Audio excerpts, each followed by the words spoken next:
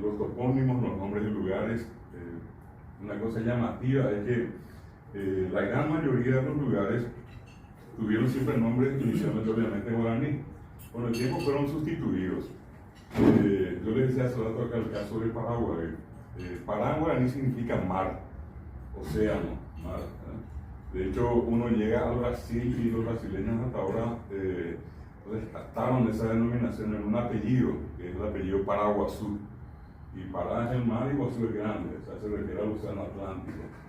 Acá nosotros tuvimos un mar que por una especie de cataclismo en algún momento de la historia desapareció. Y es toda la región del Chaco. Ustedes de acá, el doctor Ortega le conocen, esa es una zona salina.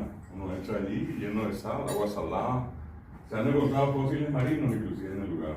Y es una extensión de terreno que toca el lado paraguayo, boliviano y argentino. El Gran Chaco, ¿verdad?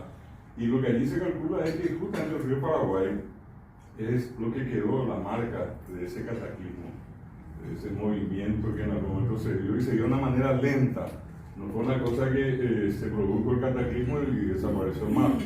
Llevó varios días. Y esa es lo que literalmente significa la palabra Paraguay. Es río o agua y curso de agua. Pará el mar y guá significa lo que desaparece, lo que se mueve lentamente. Y la traducción literal es el río del mar que desapareció. Se calcula que el remanente de ese mar es lo que hoy conocemos con el nombre de Pantanal, allí en el norte. Es lo que quedó de aquel enorme mar que hubo acá.